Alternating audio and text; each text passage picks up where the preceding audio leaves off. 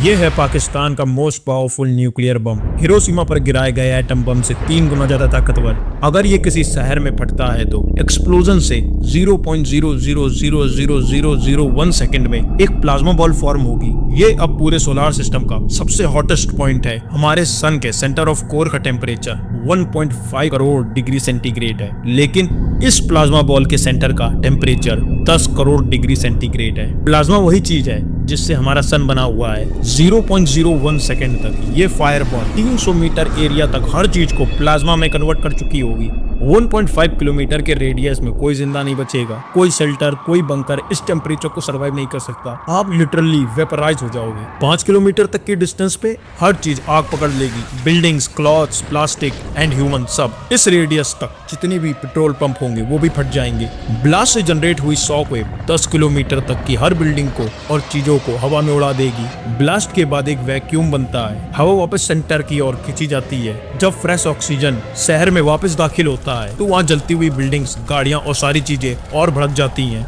जो लोग मलबे में फंस गए होते हैं उनके पास बचने का कोई तरीका नहीं होता है। उनके आसपास सब कुछ जल रहा होता है। तभी एक और खौफनाक फेज चालू होता है, द फॉल आउट। जो रेडियो एक्टिव डस्ट और एसिड जो एक्सप्लोजन के बाद हवा में उठा था अब एटमॉस्फेयर में 10 और 15 किलोमीटर तक ऊपर फैलता है। हवा की डायरेक्शन के हिसाब से ये फॉल आउट दूसरे शहरों तक भी पहुंच सकता है, 50 से 100 किलोमीटर तक। जो लोग शॉक वेव और थर्मल बंद से बच भी गए थे वो अब धीरे धीरे रेडिएशन के शिकार बन रहे होते हैं। उनके सेल्स ब्रेक डाउन होना स्टार्ट हो जाते हैं। डीएनए म्यूटेट करता है। कुछ लोग कुछ ही घंटों में वोमिटिंग, ब्लीडिंग और ऑर्गन फेलियर से मरना स्टार्ट कर देते हैं। कुछ लोगों की मौत 2 से 3 दिन में होती है और कुछ महीनों के बाद ल्यूकीमिया, कैंसर और इंटरनल ऑर्गन डैमेज से मरते हैं। ये सिर्फ एक बम था, एक शहर। पाकिस्तान के पास ऐसे 170 न्यूक्लियर बम है। पाकिस्तान इनमें से 100 न्यूक्लियर बम भी इंडिया पे लॉन्च करता है। इंडिया इवन 50% न्यूक्लियर बम्स को गिरने से रोक लेता है। तो भी भारत की top 50 cities Delhi, Mumbai, Lucknow, Pune and so on map से गायब हो जाएंगे। 5 करोड़ लोग तुरंत ही मारे जाएंगे,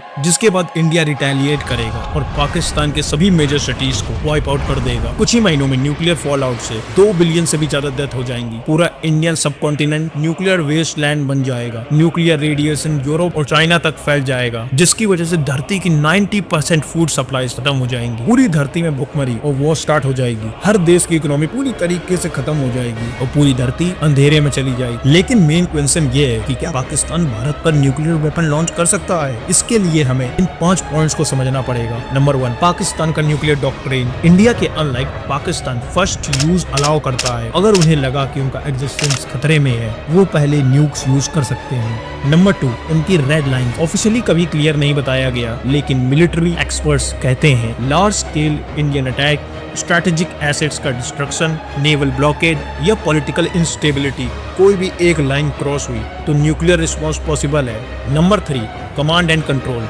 न्यूक्स पे कंट्रोल सिविलियन गवर्नमेंट का नहीं, मिलिट्री का है, जो इसे और भी डेंजरस बना देता है। नंबर 4, क्या पाकिस्तान के एलिट्स अपनी बर्बादी करना चाहेंगे? उनकी फैमिलीज फॉरेन जाती है, सिटीज में रहती है, पावर एंजॉय करती है। अगर एक बार न्यूक्लियर वॉर हो गई तो इंडिया रिटेलिएट करेगा तो इंडियन एटम बम से मारे जाएंगे। अगर फॉरेन भी भाग गए तो दुनिया उन्हें जिंदा नहीं छोड़ेगी। तो ये पाकिस्तानी एलिट्स और उनकी फैमिलीज का द एंड होगा। Number 5, confidence building measures and launch protocols. India और पाकिस्तान एक दूसरे के साथ कुछ इंटरनेशनल लेवल के कॉन्फिडेंस बिल्डिंग मेजर्स साइन किए हुए हैं। एक एग्रीमेंट के तहत दोनों देश हर साल 1 जनवरी को अपने न्यूक्लियर इंस्टॉलेशंस की लिस्ट एक्सचेंज करते हैं ताकि कोई भी गलती से न्यूक्लियर साइट्स पर अटैक ना कर दे। इतने सालों से इंडिया पाकिस्तान के रिलेशन टेंस रहे हैं, लेकिन इस प्रोटोकॉल को फॉलो किया गया है। हर न्यूक्लियर आर्म कंट्री के पास है एक न्यूक्लियर कमांड अथॉरिटी, जिसमें top army officers, senior bureaucrats और की पॉलिटिकल लीडर्स होते हैं। Final green signal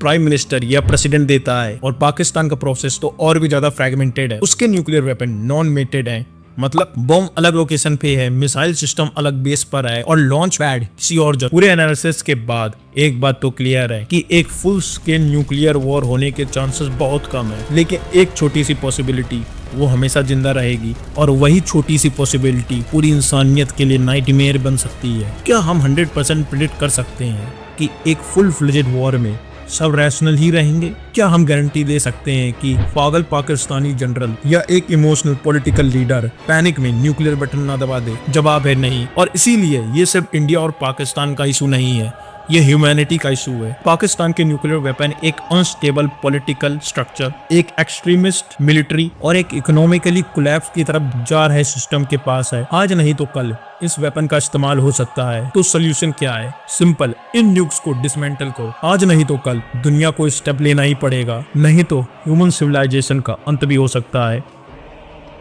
And after a full-scale nuclear war, temperatures would plunge below ice age conditions. We would be in a nuclear winter. No crops would grow. It's estimated that 90% of the population of the planet would starve to death, and civilization would be destroyed. And no one would be safe. Not those in countries with no nuclear weapons. Not those in countries that didn't participate in the war. And not those on the other side of the planet from where the explosions occurred. No one would be safe.